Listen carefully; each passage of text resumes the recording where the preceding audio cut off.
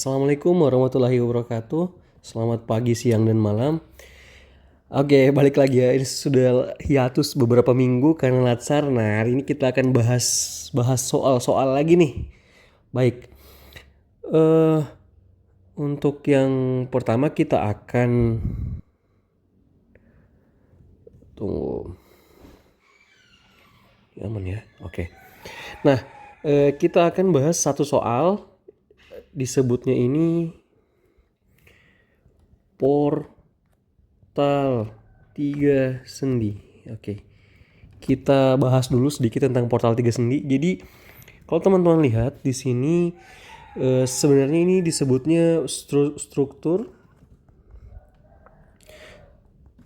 statis tak tentu ya. Statis tak tentu. Karena ada 4 unknown force ya. Jadi kita kasih ganti. Ada 4. Kita ganti dulu pressure-nya ya. Nih. Ini lihat di soal ini ada 1 ya. Ada 2, ada 3, dan ada 4.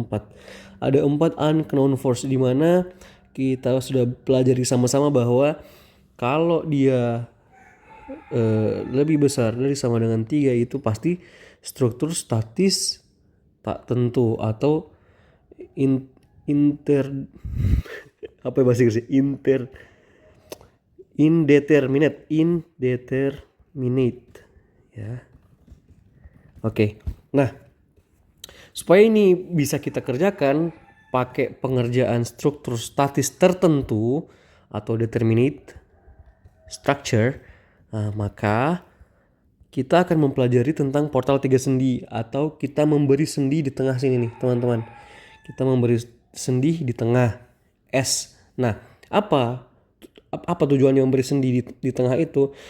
Struktur yang kita beri sendi di tengah itu maka akan terjadi perubahan sifat di mana struktur ini dia akhirnya bisa akhirnya bisa berotasi, ada izin berotasi atau dia bergoyang, tidak lagi kaku seperti struktur statis tak tentu, sehingga kita bisa tahu di sini bahwa ini S ya. Sigma ms kiri kita tulis aja di sini ya. Sehingga kita tahu sigma ms kiri sama dengan sigma ms di kanan. Yang kita tahu sigma ms sama dengan 0. 0 itu S itu adalah sendi yang ini ya, yang tadi. Baik. Kita hapus lagi. Nah, makanya disebut portal 3 sendi. Ada 3 sendinya. Sendi di atas. Biasa kita sebutnya hinge. Nih, hinge. Oke. Nah, kita langsung kerjakan saja soal ini ya.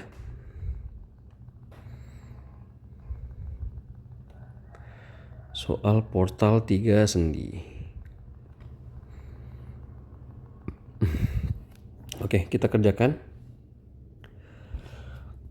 Yang pertama kita akan mengerjakan reaksi perletakannya dulu. Kita ganti dulu. Oke. Kita ingat reaksi perletakannya seperti ini. Terus ke kiri. Ini. Nah, ini saya namakan AY. Ini saya namakan AX. Ini saya namakan BX. Ini saya namakan AX. Nah, itu bagaimana? AX lagi. BY. Nah, itu. AY berarti reaksi di A sumbu Y. Kalau AX itu reaksi di A sumbu X ya. Ini X, ini Y. Nah, terus atas positif, kanan positif, dan searah jarum jam positif. Ini semuanya positif. Nah, oke, kita akan mulai.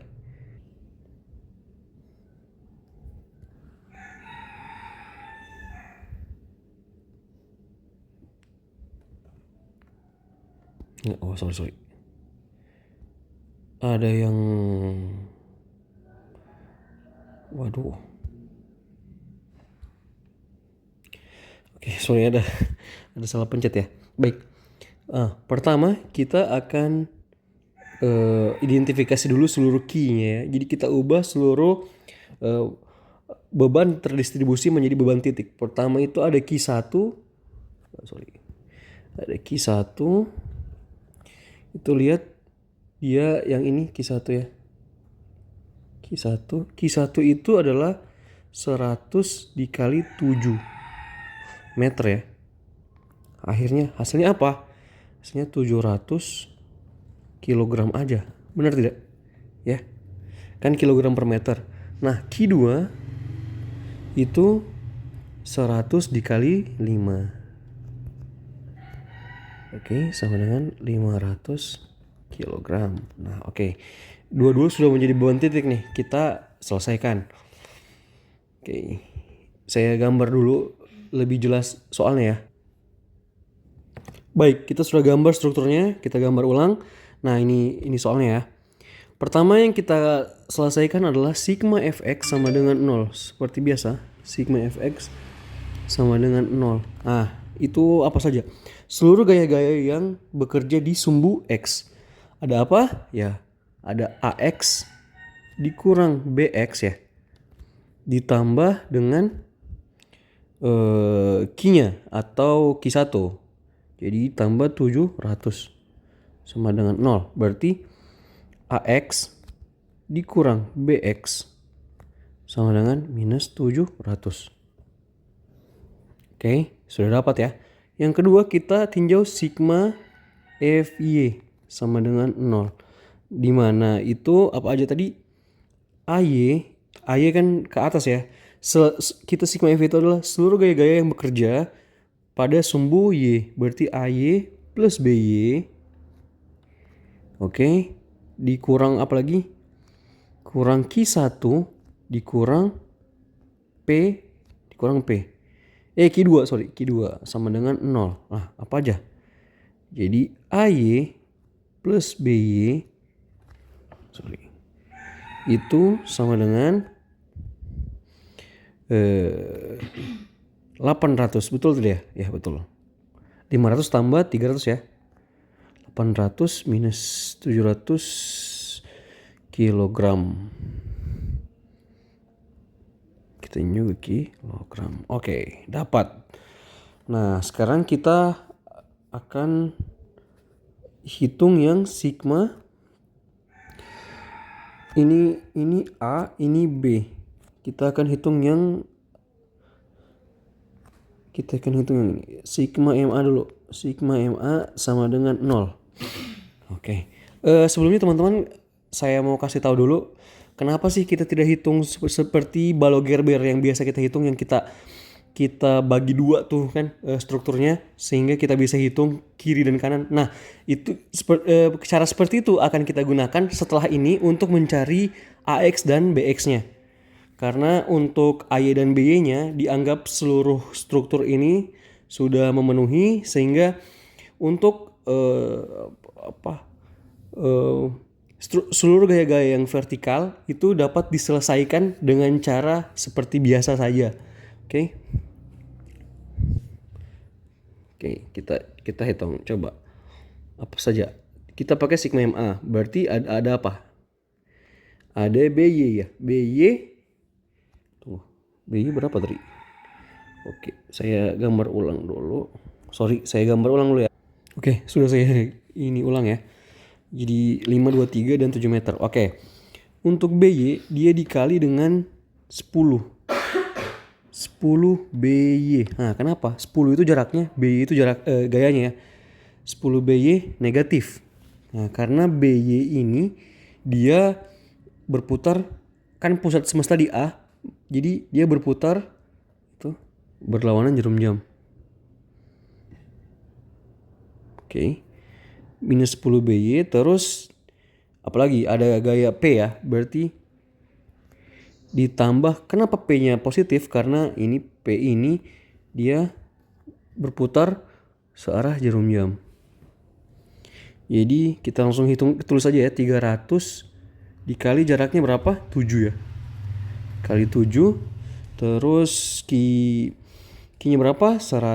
Q-nya itu tadi 500 ditambah juga, tapi dikali dari 1/2 kali 5 meter. Nah ini karena kita tahu sama-sama bahwa beban terdistribusi itu titik beratnya di tengah ya. Jadi kita hitung jaraknya di tengah dari 5 meter. Seperti itu teman-teman. Oke. Dan kita ada yang lupa juga ini. Kita lupa dengan tidak. BX kita tidak hitung ya. BX kita tidak hitung karena BX tidak memiliki jarak dengan yang kita butuh gitu, yang A tidak memiliki jarak. Kan trajektori dari nilai gaya BX itu kan begini. Trajektori gayanya. Nah, itu tidak memiliki jarak terhadap A. Makanya kita tidak menghitung BX ataupun AX. Oke, itu sudah saya pelajari, sudah kasih tahu di pertemuan sebelumnya. Apalagi nih? Ada Q1. Q1 berapa ininya? 700 ya? 700. Sorry, kenapa? Kalau ini dia positif, masih positif. 700 dikali dengan 1/2-nya 7 ya.